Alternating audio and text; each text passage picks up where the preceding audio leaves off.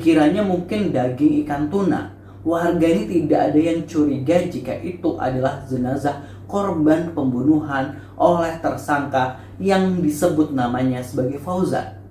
Sakit hati menjadi alasan tersangka Fauzan ini tega menghabisi Sinta Handayani, kekasih gelapnya, bahkan sampai memutilasinya.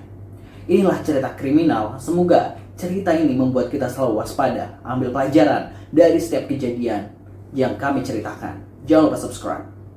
Nelayan di sekitar Danau Muara Baru, Jakarta Utara digegerkan dengan penemuan mayat tanpa kepala yang ada di dalam sebuah kardus. Si buruh kapal saat hendak ngopi sambil ngadem curiga dengan bungkusan di pinggiran dermaga. Bungkusan kardus itu dinaikkan ke dermaga, lalu warga melapor ke kepolisian karena nggak berani membuka langsung, menunggu polisi datang, dan saat dibuka, benar saja, jenazah tanpa kepala mengagetkan semuanya. Bersama polisi, akhirnya ditelisik lebih jauh dan ditemukan juga kepala korban yang berjarak tak jauh. Lalu apa yang sebenarnya terjadi? Tentu tragedi ini berawal dari jalinan asmara antara Fauzan 43 tahun dengan Sinta 40 tahun sejak tahun 2020 silam. Minggu 27 Oktober 2024, Fauzan dan Sinta yang masih di mabuk asmara ini membuat janji untuk bertemu di salah satu hotel di kawasan Pluit, Jakarta Utara. Saat itu mereka berdua ini janji bertemu saat jelang malam, yaitu pada pukul 17.30. Sinta ini berpesan kepada Fauzan untuk membawakan ikan tuna. Ikan tuna yang dibawa dengan sepenuh cinta harapnya. Karena Fauzan adalah seorang pedagang ikan tuna yang diambil dari nelayan. Jadi biar sekalian. Namun sungguh sayang, Fauzan ini lupa membawakan ikan tuna pesanan kekasih gelapnya itu, dan menyuruh Sinta untuk mengambilnya langsung ikan tuna tersebut, ikan tuna yang segar itu, di rumah Fauzan. Tentunya setelah keduanya melakukan kegiatan bermesraan di hotel tersebut. Masih di hari yang sama, malam menunjukkan pukul 9 malam. Sinta ini meninggalkan hotel untuk menuju rumah Fauzan. Fauzan sepertinya sudah lebih dulu meninggalkan hotel dan berada di rumahnya yang berada di kawasan Muara Baru, Penjaringan, Jakarta Utara. Saat tiba di rumah Fauzan, Sinta ini diminta oleh Fauzan ini untuk naik ke lantai 2 rumahnya karena ikan tunanya tuh berada di sana. Namun permintaan halus Fauzan ini mendapatkan respon yang berbeda dari Sinta, di mana Sinta ini menolak, namun disertai perkataan hinaan kepada orang tua dan istri sah Fauzan.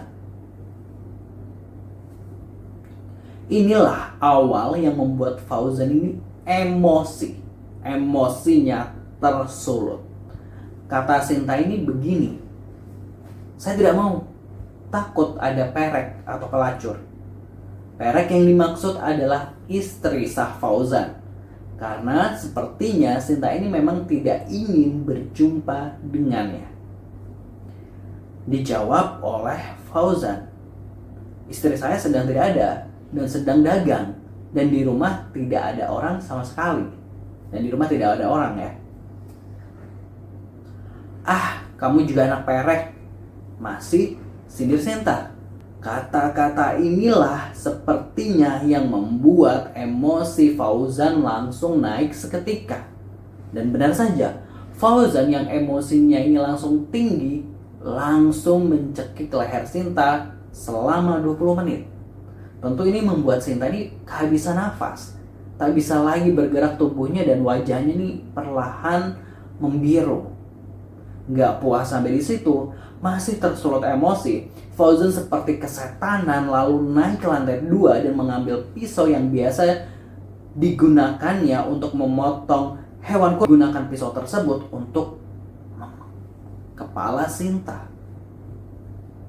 Karena keahliannya memotong hewan, sebab dia berprofesi sebagai tukang jagal sapi dan kambing, keahliannya ini membuat Fauzan hanya membutuhkan waktu 2 menit untuk melakukan hal keji itu.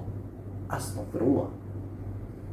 Gak cukup sampai di situ, Fauzan ini masih berusaha menghilangkan jejak Sinta dengan mencoba menghapus sidik jari korban.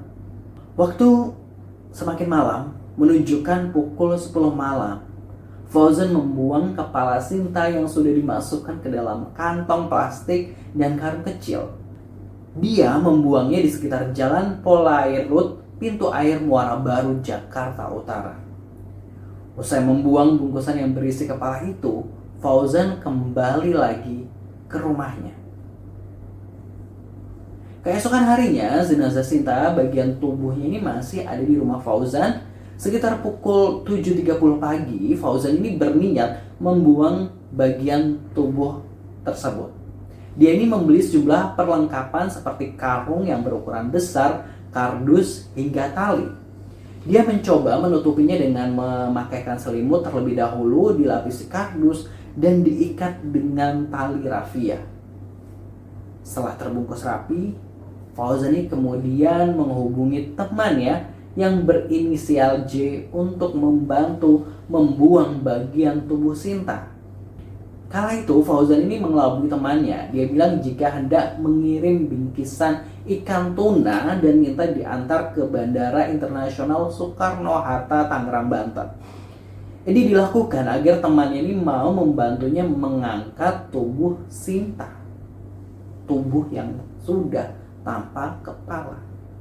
Dengan berbagai daya upaya karena melewati gang sempit rumahnya, akhirnya keduanya ini berhasil membawa tubuh Sinta keluar rumah dan tidak ada warga yang curiga sama sekali. Karena dikiranya itu Fauzan membawa ikan.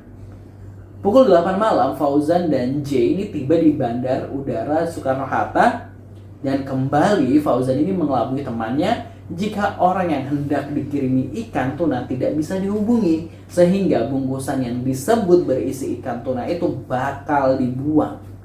Dan kemudian di jam 10 malam, Fauzan ini mengarahkan J untuk membuang bungkusan ke tempat yang dirasa sepi di Jalan Pelabuhan Muara Baru. Bagian tubuh Sinta ini dilemparkan begitu saja ke pinggir laut. Pelabuhan Muara Baru yang sepi malam itu. Dan keesokan harinya, 12 jam kemudian, yaitu tepat di jam 10 pagi, tubuh Sinta ini ditemukan oleh warga setempat yang curiga dengan bungkusan yang mengambang. Dan tak lama, dalam jarak 600 meter, bagian kepala Sinta pun ditemukan. Tentunya ini setelah berkoordinasi dengan pihak kepolisian. Lalu polisi ini bergerak cepat melakukan penyelidikan dan pelaku ini mengarah kepada Fauzan. Saat hendak ditangkap, Fauzan ini berusaha melawan petugas hingga akhirnya timah panas bersarang di kakinya. Dan Fauzan berhasil ditangkap dan ditetapkan sebagai tersangka dengan jerat pasal 388 KUHP tentang pembunuhan dengan ancaman 15 tahun penjara. Tetaplah waspada, jangan lupa subscribe Aksa Nation. Terima kasih.